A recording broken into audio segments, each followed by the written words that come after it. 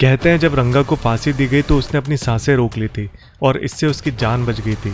और जब दोनों जेलर उन्हें फांसी देने आए तो पहले उन्हें ओल्ड मोंग की शराब पिलाई गई थी, जिससे वो दोनों इन भयानक अपराधियों को फांसी दे सके।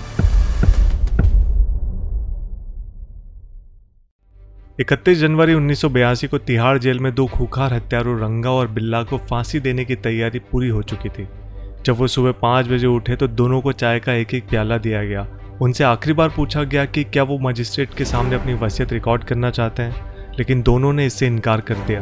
दोनों के हाथों में हथकड़ियां और पैरों में बेड़ियां पहनाई गई और ब्लैक वारंट में फांसी के दिए गए समय से 10 मिनट पहले उस प्लेटफॉर्म की तरफ बढ़ने के लिए कहा गया जहां फांसी का फंदा लगा हुआ था। आखिर उन दोनों ने ऐसा कौन सा अपराध किया था कि पूरा देश उन्हें फांसी के फंदे पर लटकते हुए देखना चाहता था। ब्लैक वारंट किताब की लेखिका बताती है कि हम लोगों की पीढ़ी में जैसे एक रिपोर्टर के लिए सबसे बड़ा अपराध निर्भया कांड था, उसी तरह हम लोगों से पहले की पीढ़ी के लिए सबसे बड़ा अपराध बिल्ला और रंगा वाला केस था। साल 1978। दो किशोर 16 साल की गीता चोपड़ा और उनके 14 साल के भाई संजय चोपड़ा एक कार में लिफ्ट लेकर ऑल इंडिया रेडियो की तरफ जाते हैं, जहां एक कार्यक्रम में उनका शो था। दुर्भाग्य से उन्हें लिफ्ट दो गुंडों ने दी जो बम्बई से दिल्ली आए थे और वो उस समय बहुत ही छोटे मोटे अपराधी थे। उनकी योजना थी कि वो किसी का भी अपहरण करके उसके घर वालों से फिरौती वसूल करेंगे और उन्होंने इन बच्चों को ये सोचकर किडनैप किया था कि उनके माँ बाप के पास बहुत सारा पैसा होगा, लेकिन ये पूरा मामला पहले रेप और फिर हत्या में बदल गया। इन दोनों बच्चों की हत्या और लड़की गीता चोपड़ा के साथ बलात्कार ने पूरे देश को हिलाकर रख दिया था। ये उस वक्त की सबसे बड़ी घटनाओं में से एक थी और जब ये खबर फैली तो लोगों का गुस्सा भड़क गया। बोट क्लब पर जीसस एंड मैरी कॉलेज की लड़कियों ने प्रदर्शन किया। जब उस समय के विदेश मंत्री अटल बिहारी वाजपेयी जी उनसे बात करने पहुंचे तो वहां के छात्रों ने उन पर पत्थरबाजी शुरू कर दी और एक पत्थर वाजपेयी जी के सिर में लगा, जिससे उनके सिर से बहुत सारा खून बहने लगा। और उस समय के प्रधानमंत्री मोरारजी देसाई अपना शोक प्रकट करने के लिए इनके घर गए थे। ऐसा बहुत कम देखने को मिलता है कि प्रधानमंत्री इस तरह के किसी अपराध के शिकार परिवार के प्रति संवेदना प्रकट करने गए हों। पोस्टमार्टम की रिपोर्ट से साफ हुआ कि गीता चोपड़ा के शरीर पर 5 घाव थे, संजय के शरीर पर कुल 21 घाव थे। गीता की पैंट की जेब में उसका आइडेंटिटी कार्ड सही सलामत था और उनके पास एक वॉलेट भी मिला था जिसमें 17 रुपये रखे हुए थे। वारदात के बाद बिल्ला और रंगा दिल्ली से भागकर पहले मुंबई गए और फिर वहां से आगरा। ये उनका दुर्भाग्य था कि आगरा से दिल्ली आते हुए वो कालका मेल में गलती से सैनिकों के डब्बे में चढ़ गए और सैनिकों ने पकड़कर उन्हें पुलिस के हवाले कर दिया। पकड़े जाने के बाद बहुत समय बीत गया। बिल्ला और रंगा को अदालत ने फांसी की सजा सुनाई, जिसे हाई कोर्ट और सुप्रीम कोर्ट ने बरकरार रखा, लेकिन इनके वकील ने फिर भी प्रेसिडेंट को फांसी की सजा रोकने के लिए एक पत्र लिखा। लेकिन उस वक्त के राष्ट्रपति नीलम संजीव रेड्डी ने उनकी दया की याचिका अस्वीकार कर दी। फांसी से एक हफ्ते पहले इन्हें जेल नंबर 3 की फांसी कोठी मेल में ले जाया गया। वहां उन्हें पूरी तरह से एकांतवास में रखा गया और वो 24 घंटे तमिलनाडु स्पेशल पुलिस के जवानों की निगरानी में रहे। दोनों को फांसी देने के लिए फरीदकोट से फकीरा और मेरठ से कालू जल्लाद को बुलाया गया था। ये दोनों लोग कालू और फकीरा उस समय के लीजेंडरी जल्लाद कहलाते थे और इन लोगों के साथ एक प्रथा सी बन गई थी कि फांसी से पहले उनको ओल्ड मोंग की शराब पिलानी पड़ती थी, क्योंकि माना जाता था कि कोई भी व्यक्ति, चाहे वो जल्लाद ही क्यों ना हो, अपने होशो हवास में किसी की जान नहीं ले सकता। और जेल मैनुअल के हिसाब से किसी की जान लेने के लिए जल्लाद को उस समय सिर्फ 150 रुपए दिए जाते थे। अब जब इन्हें फांसी देने का कंफर्म हो गया तो कोई नॉर्मल रस्सी से इन्हें फांसी नहीं दी गई। इन दोनों को फांसी देने के लिए बिहार की बक्सर जेल से रस्सी मंगाई गई थी। ये रस्सी खास तौर पर फांसी देने के लिए बनाई जाती थी। इसको लचीला बनाने के लिए इस पर मोम या मक्खन का लेप लगाया जाता था। कुछ जल्लाद इसके लिए पके हुए केले को मसल कर रस्सी पर लगाते थे और उस रस्सी की लंबाई करीबन 1.8 मीटर से 2.4 मीटर के बीच होती थी। अब दोनों जल्लाद की बात करें तो इनमें से एक जल्लाद फकीरा बिल्कुल काला था। वो अपने आप को यमराज के रूप में दिखाने की कोशिश करता था और कालू थोड़ा सा मोटा टाइप का इंसान था, जैसे कि आमतौर पर हलवाई होते हैं, और दोनों जानबूझकर भयानक दिखने की कोशिश करते थे। फांसी से एक दिन पहले दिल्ली के 5 पत्रकारों ने रंगा और बिल्ला से मिलने की इच्छा प्रकट की थी। उनमें से एक थे उस समय के नेशनल हेराल्ड में काम करने वाले प्रकाश पात्रा। प्रकाश याद करते हैं कि रंगा ने तो उनसे मिलने से इनकार कर दिया था, लेकिन बिल्ला उनसे करीबन 20 मिनट तक मिला। जब वो उनसे बातें कर रहा था तो उसका पूरा शरीर काँप रहा था। वो आखिर तक कहता रहा कि रब जानता है उसने ये अपराध नहीं किया है, उसे फंसाया गया है, लेकिन उसकी बॉडी लैंग्वेज से लग रहा था कि वो सब कुछ झूठ बोल रहा है। अब आए फांसी का एक रात पहले। रंगा ने अपना खाना तो खा लिया और सो भी गया, लेकिन बिल्ला ने ना तो खाना खाया और ना ही वो 1 मिनट के लिए सोया भी, वो पूरी रात अपनी कोठरी के चक्कर लगाते हुए बड़बड़ाता रहा कि मैंने कुछ नहीं किया है। फिर आया दिन 31 जनवरी 1982। सुबह बिल्ला और रंगा की गर्दन में फांसी का फंदा पहनाया गया। उनके चेहरों को काले कपड़े से ढक दिया गया ताकि वो देख न सके कि बाहर क्या हो रहा है। फांसी के समय बिल्ला सिसक रहा था, जबकि रंगा आखिर तक बहुत जोश में था और उसे वो सब भी बहुत एडवेंचरस लग रहा था। फिर आया फांसी देने का समय। जेल के सुपरिटेंडेंट आर्यभूषण शुक्ल ने लाल रुमाल हिलाया और कालू ने फकीरा की मदद से लीवर को खींच दिया। अब हुआ यूं कि प्रोटोकॉल के हिसाब से 2 घंटे बाद जब डॉक्टरों ने उनकी जांच की तो बिल्ला तो मर गया था, लेकिन रंगा अभी तक जिंदा था। जब जांच की गई तो पता चला कि उसने फांसी के समय अपनी सांस रोक ली थी, इसलिए उसकी जान तुरंत नहीं निकली। तब जेल के एक पुलिस वाले को कुएं में उतारा गया और उस पुलिस वाले ने रंगा के पैर तब तक खींचे जब तक कि उसकी सांसें रुक नहीं गई। अब उस समय तक ऐसा था कि फांसी के बाद पोस्टमार्टम नहीं होता था, वरना ये खबर बाहर आ जाती कि रंगा को फांसी के फंदे पर खींच कर मारा गया है। वो अपने आप फांसी से नहीं मरा था। लेकिन इन दोनों के फांसी के 32 साल बाद शत्रुघ्न चौहान कोर्ट के फैसले के बाद फांसी दिए गए किसी भी व्यक्ति का पोस्टमार्टम करवाना आवश्यक होता है। तो ये थी रंगा और बिल्ला की आपराधिक कहानी, जो कि उस समय में बहुत ही भयानक और क्रूर थी। अगर आपको इनकी स्टोरी फुल डिटेल में देखना है तो आप नेटफ्लिक्स पर ब्लैक वारंट के नाम से सीरीज है वो देख सकते हैं। इसमें डिटेल में इनके बारे में बताया गया है। Thank you.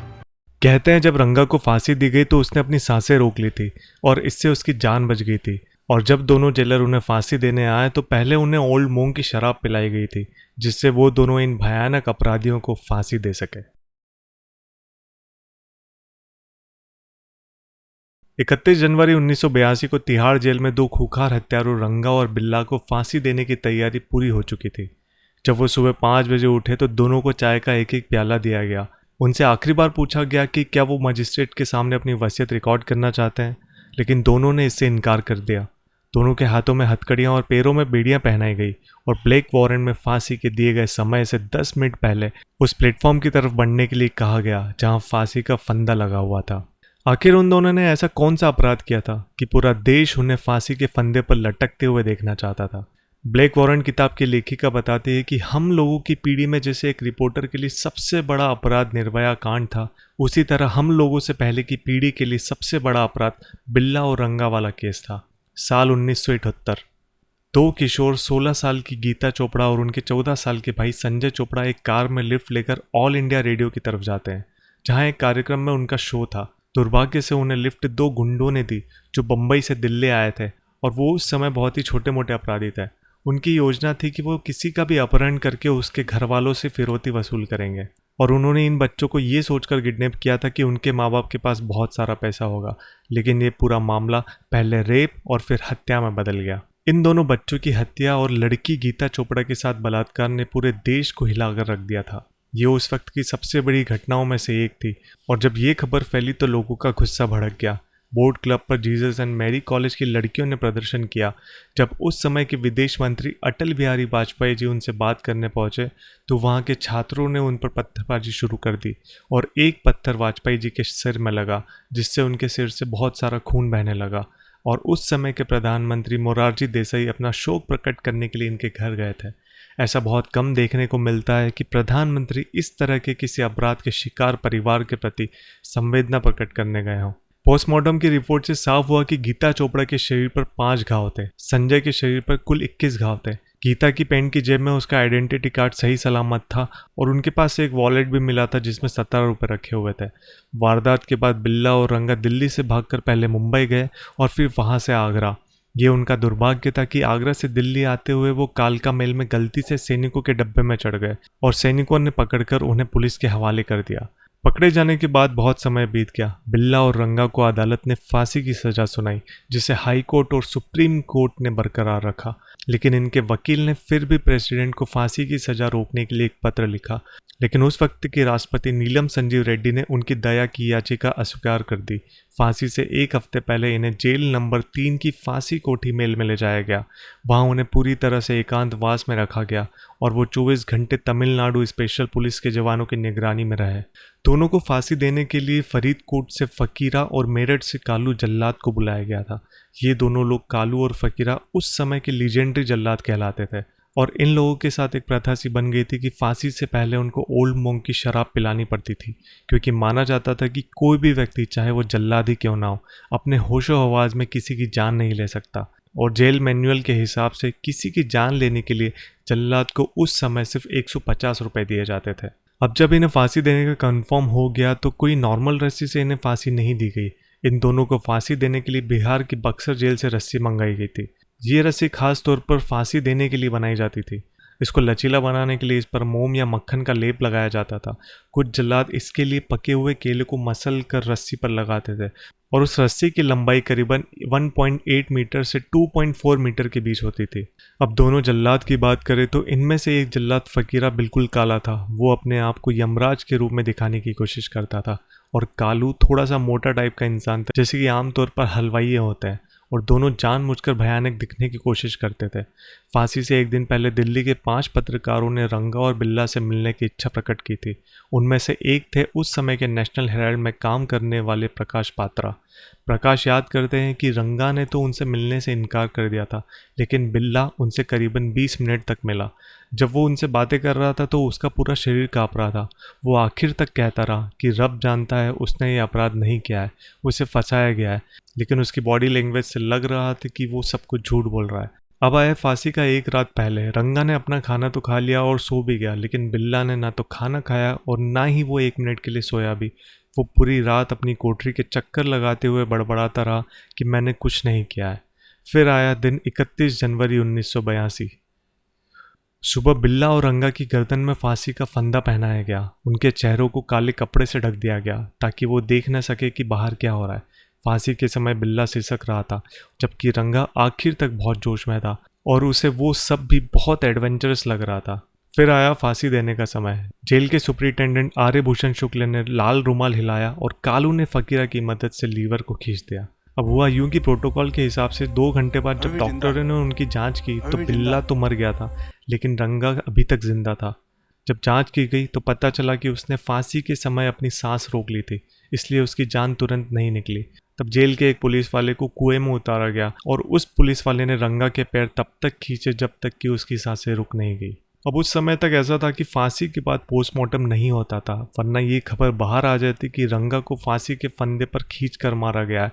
वो अपने आप फांसी से नहीं मरा था। लेकिन इन दोनों के फांसी के 32 साल बाद शत्रुघ्न चौहान कोर्ट के फैसले के बाद फांसी दिए गए किसी भी व्यक्ति का पोस्टमार्टम करवाना आवश्यक होता है। तो ये थी रंगा और बिल्ला की आपराधिक कहानी, जो कि उस समय में बहुत ही भयानक और क्रूर थी। अगर आपको इनकी स्टोरी फुल डिटेल में देखना है तो आप नेटफ्लिक्स पर ब्लैक वारंट के नाम से सीरीज है और देख सकते हैं। इसमें डिटेल में इनके बारे में बताया गया है। Thank you.